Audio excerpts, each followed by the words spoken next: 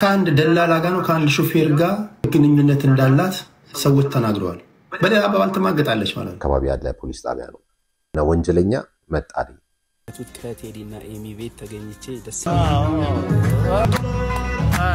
የመኪና ስጦታ ልሰጥሽ ነው ይሄ ስጦታ ሰዓት ወደ 3 ሚሊዮን ዶላር አለ ሰላም ቤተሰብ እንዴት ናችሁ ያለው ክብሪስ ጆሴፍ ነኝ እንደተለመደው በአዲስ ወቅትና ባዝናኝ ቪዲዮ ተመልሼላችሁ መጥቻለሁ ከናንተ የሚጠብቁት ከመጨረሻው አብራችሁን በመቆየት ለቻናል ለማዲስ ከሆናችሁ ላይክ ሼር ሰብስክራይብ በማድረግ የቻናሉ ቤተሰብ ሆኑ በተለይ ደግሞ ሰብስክራይብ ያላረጋችሁ ሰብስክራይብ አርጉ ላይክ አርጉ ሐሳብ ስቴክ ካላችሁ ደግሞ ኮሜንት ላይ አስቀምጡልኝ ወደ ዛሬ ቪዲዮችን ብዙ ሰው ኮሜንቱ እንዳለ አጠቃላይ የነበረው ይሄ ሽምግልናው ቪዲዮ ብዙ ሰዎች ነበሩበትና ሲለቀቅ በጣም ጨካኝነሽ 40 ቀን እንኳን ሳይሞላው እንደዛ ስታለቅሽ ያዙ ይልቀቁን ስትይ የነበረው ፌክ ነው ማለት ነው አስመሳይ ምናምን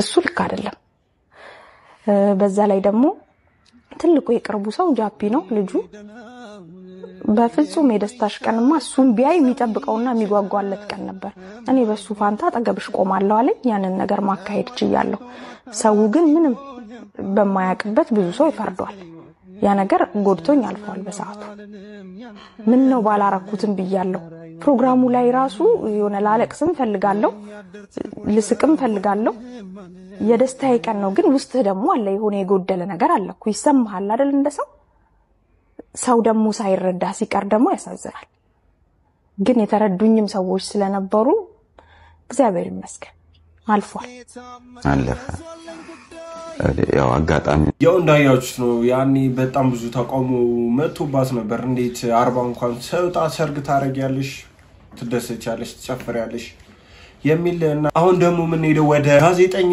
ሰይድ ኪያር በጣም ብዙ ነገሮችን ተናግሯል በጣም አነጋጋሪ ሆነ ጉዳይ አለ እሱ ምንድነው ጋዜጠኛ ሊብሮ ለምን ሊሞት እንደቻለ ምን ሲያጋጠመው እንደነበር በምን ምክንያት ራሱን አጠፋ የሚለው ነገር አሳማኝ እንዳልሆነና ምን ተፈጥሮ እንደነበር ምን ያሳለፈ እንደነበር ምን አይነት ህመም ላይ እንደነበር ሚስቱን ከቤት አባሮ ምን ሲያሳልፍ እንደነበር ሆቴል ላይ ሲንከራተት እንደነበር ብቻ ብዙ ነገሮችን ተናግሯል አሁን ፖሊስ እንደ አዲስ የሊብሮን ራስ ማጥፋት ተብሎ የተወሰደውን የሞቱን መንስኤ ድጋሚ ማጣራት ጀምሯል ብዙ መረጃዎች ይወጡ ነው አብረን ወደ ቪዲዮ እንሂድ በዛ ሰዓት ይሄንን ማገናዘብበት ምንም ማምሮ የለኝም እኔ እዛ ምርመራም አዲስ አበባ ፖሊስም ለ6 ይሁን ለ8 ነበር ሲያናግሩኝ የነበረው በቃ የነበረው ነገር ላይ በቃ በጣም አስተዋይውን በጣም አገናዛቢውን እዛ ቦታ ይሄ ነገር ሲፈጠር ግን ሌላ ስሜት ውስጥ ነው የምትቀረው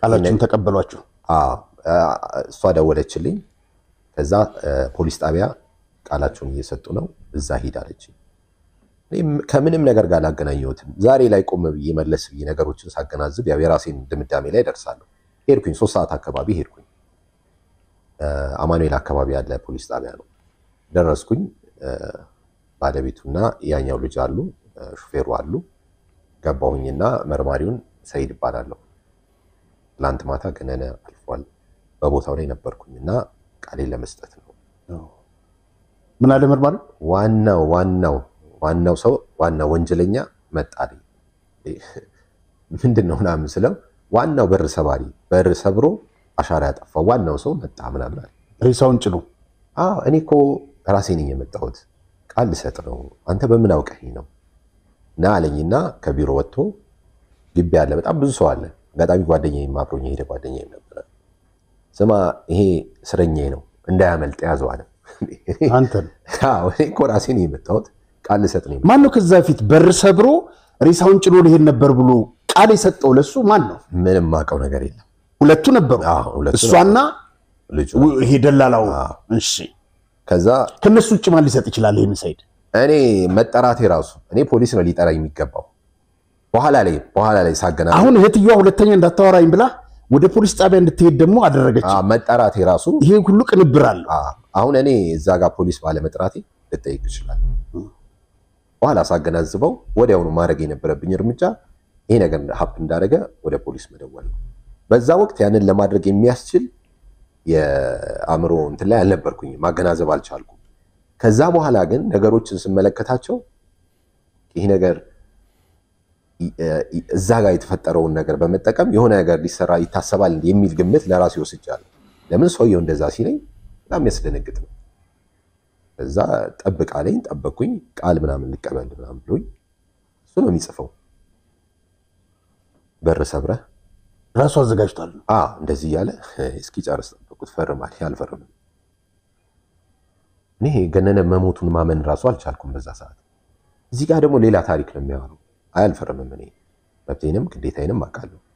የምሰጠን ቃል ጽፈህ እዛ ልፈርም ይችላል። ፖሊሱ አልነበረም በቦታው ላይ የለም። ግን ይህንን ሁሉ ያቀናበረው ማን ነው? ከሁለቱ ውጪ ማንም ሊሆን አይችልም መቼም ሰይድ። ምክንያቱም እዚህ ጋር ተጠያቂ ሊያደርጉ ነበር ማለት ነው እንደኔ እይታ። በኋላ ላይ ይሄ እዛ ማኑኤል ያለ ፖሊስ ጣቢያ ነው። በኋላ ወደ አዲስ አበባ ፖሊስ ሄደ። አዲስ አበባ ፖሊስ በስነ ስርዓት ነው በነፃነት የተፈጠረውን ነገር እያንዳንዱ ነገር ቀኑ ሙሉ ሳስረዳ ዋልኩኝ። ያው በተጠየቁበት ቦታ ቃል የሰጠሁት ተጽፎ ቃሌን ፈርሜ መጨረሻ ላይ ወደ 12 ሰዓት አካባቢ ወጣን ማለት ነው። ከዛ ከሁለት ወር በኋላ 2 ወር ወይ 3 ወር በኋላ ፖሊስ ምርመራውን እየቀጠለ ወደ ቦታው ሄደን እንድናስረዳ ተጠየቀ። ሁላችን በቦታው ላይ ነበርን ሰዎች። እዚህ ጋር ባለቤቱ አልነበርኩኝም ብሎ ባለቤቱ የለም።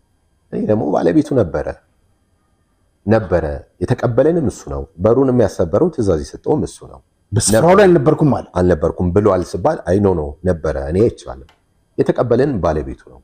በመኪና አብሮ ጭኖ ሲሄዱ ተከትሎ ሄዷል ቦታው ላይ ያልኩኝ። ያው ፖሊሶቹ የራሳቸውን ግምት ወስደዋል የሚል እምነት አለኝ።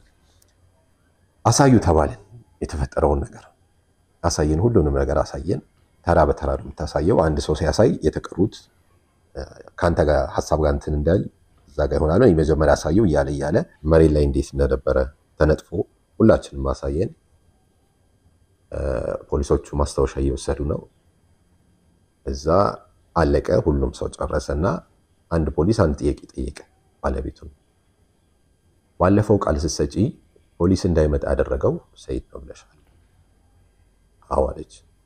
እንዴት ባለፈው ማለት መጀመሪያ ለነበረው ኬዝ የዛን ቀን ለነበረው ጉዳይ በእለቱ በምሽቱ የተፈጠረው ጉዳይ ራሱን አጠፋ ተብሎ ገነነ በሩ ከተሰበረ በኋላ ፖሊስ እንዳይመጣ ያደረገው ሰይድ ነው ብለሻል ቃል ስትሰጪ አላት። አዎ የዛን ጊዜ ባነንኩኝ። በቃ ይሄ ነገር በቃ የሆነ ሀዲዱን የሳተ ቦታ አለ። ለራሴ ማሰብ እንዳለብኝ ያኔ ነው የገባኝ።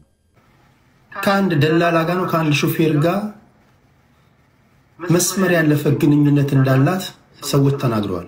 በሌላ አባባል ተማገጣለች ማለት ነው። ይሄ በግልጽ ያለ ነገር። ስለዚህ ይሄ ገነነ መኩሪያ እግሩ ላይ ጣቱ ላይ ትንሽ ቁስል ነበረበት። ያ የቆየ ስኳርም አለበት። እግሩ መቆረጥ አለበት ሲባል አውጥታ ነው የጣለችው ውጪ። አውጥታ ከጣለችው በኋላ ገነነ መኩሪያ ሁለት በሁለት ወልድ በጣም ጠባብ ቤት፣ በጣም የሚያሳዝን ቤት ነው የሞተው ገነነና ቁጥር አንድ አልቃሽ ሆነች። አይገርም? ከቤት ውጣ ብላ ውጭ ጥላው በጠራራ ፀሐይ በምሽት በድቅድቅ ጨለማ ውጭ ጥላው ገነነ ሲሞት ገነነ ሞተ ብላ ደግሞ ነጠላ ዘቅዝቃ ያለቀሰችው እሷ ናት። አቤት የመተወን ብቃት! የኢትዮጵያ ሕዝብ ይህን ጉዳይ ልትፋረዱ ይገባል። የእግር ኳስ ቤተሰቦች ይህን ጉዳይ ልትፋረዱ ይገባል። ገነነ የቤተሰቦቹ እና አለማየሁ መኩሪያ አይደለም፣ የቤተሰቦቹ ወንድሞቹ ብቻ አይደለም፣ የስፖርት ቤተሰቡም ጭምር ነው። ስለዚህ በቻላችሁት መጠን ሁሉ ተገቢውን ገንዘብ በማዋጣት ይህን እያደረጉ ያሉ በጣም ብዙ የስፖርት ቤተሰቦች አሉ። እቺ ሴት መመርመር አለባት።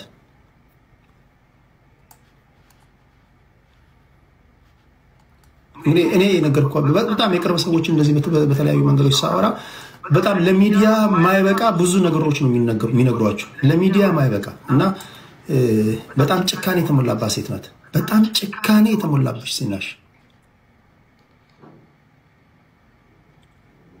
ለቅሶ ትቀመጣለች። ደግሞ ቤት እንዳይመጣ ደግሞ የሚገርማችሁ ቤተሰቦቹ ሄደው እነ ሰይድ ኪያር ሌሎችም ሄደው ገነነ መኩሪያ ባልና ሚስት ከጸብ ያለ ነው ኦኬ እንመልሰው ሲሉ ገነነ በዛ ሰዓት ና ወደ ቤት ልንመልስ ነው ሲሉት በፊቱ ላይ ይነበብ የነበረው ጉጉት ይላቸዋል። ደውለው ባክሽን ምናምን ሲሏት እንዳይመለስ ነው ያለችው። ቤቴ እንዳይመጣ ነው ያለችው። ቤቴ እንዳይመጣ ካልሽ በኋላ አንቺ ታለቅሻለሽ። በመድኃኒዓለም ለቅሶ ትቀመጫለሽ። የልጆች አባት ነው። በዚህ ጉዳይ ላይ በተቻለ መጠን ጥልቅ የሆነ ፕሮግራም ለመስራት ሙከራ አድርጋለሁ። እናንተም የስፖርት ቤተሰቦች ፕሊዝ የገነነ መኩሪያን ጉዳይ የጋዜጠኛ ገነነ መኩሪያን ጉዳይ ችላ አትበሉ። የሚያሳድጋቸው የወንድሞቹ ልጆች አሉ። አደራ ብሎ ነው ያለፈው። በተለይ የስፖርት ቤተሰቡ የኢትዮጵያ ገነነ መኩሪያ ያልዘገበው ያላወራው የማያውቀው ታሪክ የለም እና በተለይ የእግር ኳስ ቤተሰቡ በተለይ ስፖርት ቤተሰቡ አጠቃላይ የኪነ ጥበብ ባለሙያዎች በሙሉ ከሀገር ውጭ ያላችሁ በሙሉ የገነነ መኩሪያን የወንድም ልጆችም እንድታግዙ አጋጠመው የሚለውን በጣም ብዙ ስብስብ ነገሮች አሉ። በጣም ብዙ የሚያሳፍሩና የማይጠበቁ ሚስት ከምትባሏ በጣም የማይጠበቁ ነገሮች ተፈጥሮ ነበር። ያን ያልሰማናቸውም አሁን ከጊዜ በኋላ ከምርመሮች በኋላ ያወጡ ጉዳዮች ናቸው እነዚህ። ሰይድ ኪያር ጭራሽ ተጠርጥሮ ነበር። ታሪኩን ሙሉ አብዛኛውን እንደሰሙት ብዙ መጥፎ ነገሮችን አሳልፏል እና ራሱን አጠፋ ብዬ እኔ አላስብም በበኩሌ። ይሄ ነገር ተጣርቶ ፍትህ እንደሚያገኝ ተስፋ አደርጋለሁ እና በጣም ከምወዳቸው ጋዜጠኞች በተለይ ስለ ስፖርት ሲወራ እንደገና ደግሞ መጽሐፎችን አምጥቶ ታሪኮችን ያሳለፋቸውን ስለ ኢትዮጵያ እግር ኳስ በጣም ልትወዱት የምትችሉት አይነት ጋዜጠኛ ነው። ሰላም እንዴት ናችሁ? ዛሬ እንግዲህ ያው እንደምትመለከቱት ከቴዲና ኤሚ ቤት ተገኝቼ ደስ የሚል የራት ፕሮግራም ነበረ። በጣም ያምራል። በቦታው ደግሞ በጣም የተለያዩ ሴሌብሪቲዎች ቲጂም ነበረች ነገራችን ላይ ከረጅም ጊዜ በኋላ ሳሚም አለ እንዲሁም ሌሎች የተለያዩ አርቲስቶች ነበሩ። ፔጃችን ደግሞ ቀዝቀዝ ብሏል። ፎሎ ማድረጋችሁን እንዳትረሱ። ኮፒ ሊንክ እንዳይረሳ። ቴንክ ዩ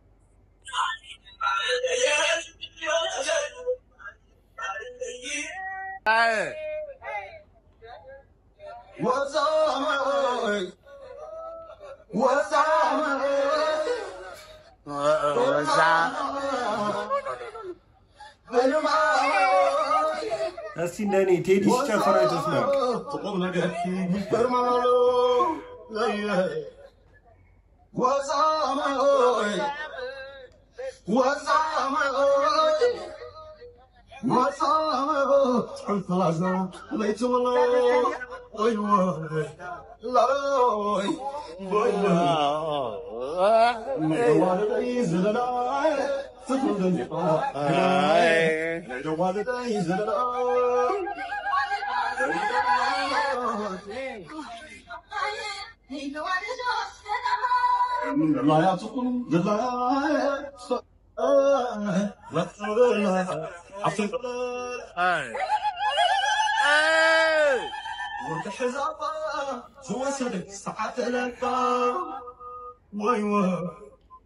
እስቲ ቴዲን እንደኔ የሚወደው በጣም ነው የምወደው እኔ እና ቤቱ ፕሮግራም ነበር። በዚህ መልኩ አሳልፈዋሉ። ሲጨፍር አይቻላል በነገራችን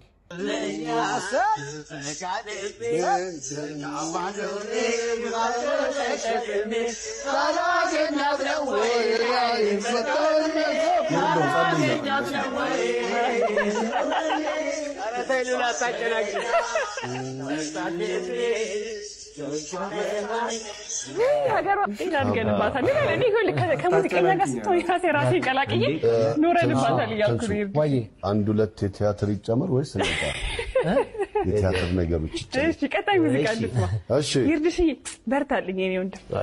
ግቢያ ግቢበት እንዴ እነሱ ናቸው አሁን አይደል? ለሱ አረ ይልልሃል አንድ መጣ አራን መልስ መተናል። እኩል ነው መታነው እኩል ነው መታነው። መጥቻለሁ። የህብስ ጥሩነህ ዘፈን ነው። ምን ዋደ ቀኝ እኩል መተናል ግን እኩል ነው መታነው። ይሄ ለነዳኒ ይሰጥ አልሰጥም ይሄ ለነዳኒ በቃ ዞ ሲነዋለ ለሚያስማጃ ከጅማያው ወጣሽ ከሰፊው መዳር ዘዘዘዘዘኛ እንደበሬ ባባንቺ ጋሩኛ ሰብ አቤት ይርድሽ እስቲ እዛው ባለንበ ይኸው አይዳኒ ወደ አሰቅ አማንኪና ሙሉ ነው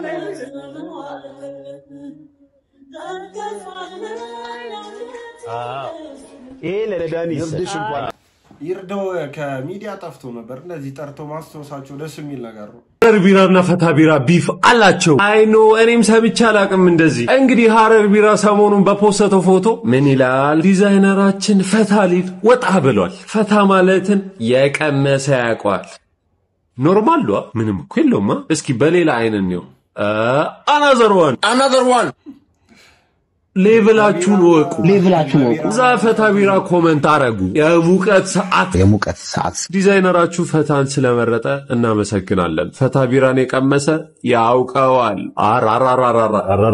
የፈታ ቢራ ማርኬተር ሬዝ ቢሰጠው እንደ ሐሳብ ፈታ ራሱ ፈታ ለማለት ሀረር ነው የምትጠጣው። ይሄ ነገር በጣም ሞቅ ብሏል። እዛም በሱ አላለቀም። the first time was so nice I had to do it twice. ሀረሮች በፈታ ማለት ያቁበት። God damn. አገር ቢፍ ከመብዛቱ የተነሳ በቢሮዎች ማለት ራሱ ተጀምሯል። በነገራችን ላይ አላውቅም ፈታ ቢራ የሚባላል ሀረር እንኳን ነው። ግን ፈታ ቢራ ዛሬ መስማቴ ጭራሽ ከመምጣቱ ጸብ ጀምሯል። አሪፍ አካሄድ ይመስለኛል። እናሳ ያው ባህላን የተወለድኩት እንደምታይ አክቹሊ የባህር ዳር ልጅ ነው። ወደ አዲስ አበባ የመጣሁት በቅርቡ ነው። ተዳደጌ እንግዲህ የተወለድኩት ቀበሌ 4 ያው ብዙ ጊዜ አይተሽ ከሆነ ቪዲዮ ላይ ቅዱስ ጊዮርጊስ ቤተክርስቲያን አካባቢ ማለት ነው። ማል ከተማ እምብርቱ ባህር ዳር አይዋ እዛ ነው ቀበሌ 4 ነው የተወለድኩት። የሥራ ሰፈር ነው ምናምን በቃ ስራና ስራ ነው። አባቴ ጎበዝ መካኒክ ነው። እሱን እያየሁኝ ያደግኩት ምናምን እኔም መካኒክ ነበርኩኝ ልጅ እያለሁ። ስለዚህ አባቴ ዮሴፍ መካኒክ ነበሩ ማለት ነው። በጣም ጎበዝ ሁለገብ መካኒክ ነው። እሺ በቃ ማይሰራው ማይነዳው ነገር የለም። ይታወቃሉ ባህር ዳር አካባቢ ቆጢ ሞተር ያለው ሰውዬ ነው። ሞተረኛ ትምህርቴንም እማራለሁ። ከዛ ልክ እንደ ፓርት ታይም ስራ ነው የሚሆነው። መካኒክ ነበርኩኝ እኔም እንዳልኩሽ። ስመለስ ምናምን በቃ ደብተሬን አስቀምጬ እሱ ጋር ስርስር መፍቻ ማቀበል ድክ ማለት ነው። አቶ ዮሴፍን ያው አሁን እንግዲህ አስጠራሃቸው አየህ አይደል? እናሳ አሁን እዚህ ደረጃ ደርሳለሁ። ምክንያቱም በጣም ባጭር ጊዜ ምናልባት የሳምንት እውነተኛ ታሪክ የተባልኩትን የጻፍኩት በጣም ነገረመኝ። እናትህ እንግዲህ የእውነትም በቃ አሁን እድሜ ደርሷል። ወጣት ሆነሃል። ገጠር ግባ፣ ሚስት አግባ፣ ውለድ፣ አርሰህ ብላ ስትል አይ ልቤ ከተማ ነው ያልከው ታሪክ የእውነት መሆኑን ብዙዎቻችን አናውቅም። ያው እንደምትጽፍ እናውቃለንና እስቲ እናትህንም እናስታውሳቸው። አባትህን ብቻ ነሳ። ብሩ ሃይማኖት ሽፈራ ትባላለች። ወርቅ የሆነች የዋህ እናት ነው ያለች። የምር ታሪክ ነው። የምርም ስለሆነ ይመስለኛል የእውነትም ስለሆነ የብዙዎቻችን ላይፍም ስለሆነ ይመስለኛል እንደዚህ ወጣው። በቃ ብዙ ከአዲስ አበባ ውጭ የሚኖር ወይ የክፍለ ሀገር ወይም በሌላ ክልል ከተሞች ምናምን የሚኖር ሰው ላይፉ ነው ይሄ እና ከነዛ ማለት እኔም ያጋጠመኝን ነው የጻፍኩት። ምን አለችኝ ስንት ጊዜ ነው ማለት በጣም ረጅም ጊዜ ነው። ተጨነቀች ማለት ነው። የሆነ ክፉ ነገር እንዳልሆነበት ይገባሻል የእናት ነገር። ከዛን ቁጭ አደረገች። ወንበሯን ራሱ አረሳትም። አጭር ነች። ዱካ ነገር ናት። አዎ ዱካ ነች። ከዛን አስቀመጠችኝ። በቃ አግባ ያያ ገሌ ልጅ እኮ እንደዚህ አለች። እኔ ባህር ዳር ልጅ ነኝ ይሻል እንደዚህ ዘመዳችን እንደዚህ ቦታ አለች አለች። በጣም ሩቅ ነው እንደዛ የምትልም። ስለዚህ እንደዚህ አድርገን ሽማግሌ ልከን ተስማምተን ምናምን እንደዚህ ታረጋለህ አለችኝ ማለት ነው።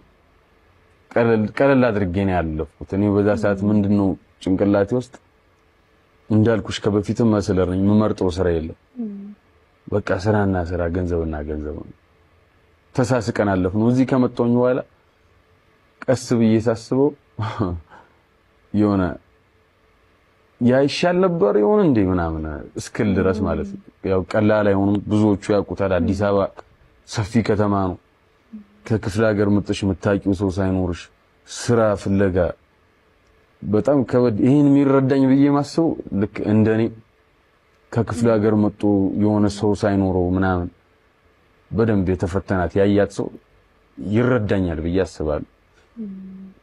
ምንድነው ከባህር ዳር እሷ እንደሄድ የምትፈልገው ወደ ትክክለኛው ገጠር ነው። በቃ ወደሚታረስበት ወደሚታለብበት ትክክለኛ ወዝ ወዳለበት። ባህር ዳር በጣም ትልቅ ከተማ ነው ባይደው እኔ ደግሞ ሐሳቤ ምንድነው ከትልቁ ከተማ ደሞ በደንብ የመኪና ስጦታ ልሰጥሽ ነው። ይሄ ስጦታ ላንቺ ይሆናል። መኪናውን ይዘሽ በዚህ መኪና ትንቀሳቀሻለሽ። ይሄንን ዶክመንትም ቁልፉንም ላንቺ ሰጣለሁ።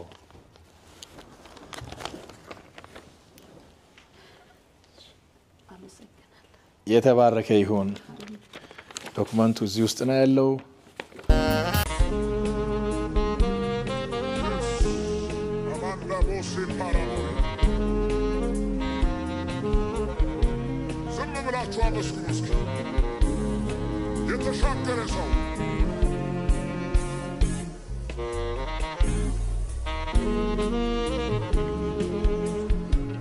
እንኳን ደህና መጣችሁ። በጣም ደስ ብሎኛል በመምጣታችሁ። ታሪክ ያላት ሰው ናት። ከመቃብር ውስጥ ከወጣው ከአልዓዛር ያልተናነሰ ታሪክ ያላት ሴት ናትና ታሪኳን እግዚአብሔር ለውጦ ዛሬ ላይ ሌላ ሰው ሆና አስደናቂ በሆነ ከፍታ ላይ ነው የምትገኘውና ስለሷ ጥንካሬና ጉብዝና በጥቂቱ ለማውራትና ዛሬ ደግሞ ለሷ የሚሰጥ ስጦታ አለና ያንን ስጦታ ለመስጠት ነው እዚህ ላይ የተገኘሁት። የዛሬ 10 ዓመት ነው እኔ ጋር አዋሳ ከተማ ወልደ አማኑኤል ዱባሌ አካባቢ በማገለግልበት ጊዜ ነው የመጣችው። ከልጆቿ ጋር ነው የመጣችው። በሽተኛ ነበረች። ከፍተኛ ጭንቀትና ስትሬስ ውስጥ ነበረች። መድኃኒትና 2 ብር ይዛ ነው የመጣችው። ጠጥታ ለመሞት ወስና ነው ጉባኤ ውስጥ የተገኘችው። እግዚአብሔር ግን በመሃል ጣልቃ ገብቶ አጋንንት ጮሆ ከወጣ በኋላ ከዛ በሽታ ነፃ ወጣ። የያዘችውን መድኃኒት ጥላ ዛሬ ለሌሎች ደግሞ መድኃኒት ሆና እንደ ስሟ አነጋጋሪ ነገር እየሰራች ነው። ለሌሎች ቤት እየሰራች አረጋውያንን እያለበሰች እያበላች በብዙ እየጠቀመች ያለች በክራይ ቤት ውስጥ ሆና ከ10 ለሚበልጡ ሰዎች ቤት ሰርታ የሰጠች ለራሷ እየተራበች ሌሎችን ያጠገበች ለራሷ እያለቀሰች ለብዙ ሰዎች የሳቅ ምክንያት የሆነች። እሺ ቤተሰብ የዛሬዎቹ ቪዲዮዎች እነዚህን ይመስሉ ነበር። እንደወደዳችሁ እንደተዝናናችሁባችሁ ተስፋ አደርጋለሁ። እስከ መጨረሻው አይታችሁ ላይክ ያላረጋችሁ ላይክ በማድረግ ሰብስክራይብ ያላረጋችሁ ሰብስክራይብ በማድረግ ሐሳብ አስተያየት ካላችሁ ደግሞ ኮሜንት ላይ በማስቀመጥ የቻናሉ ቤተሰብ መሆናችሁን አሳዩኝ። በቀጣይ ቪዲዮ ደግሞ እስከምንገናኝ ሰላም ሁኑ።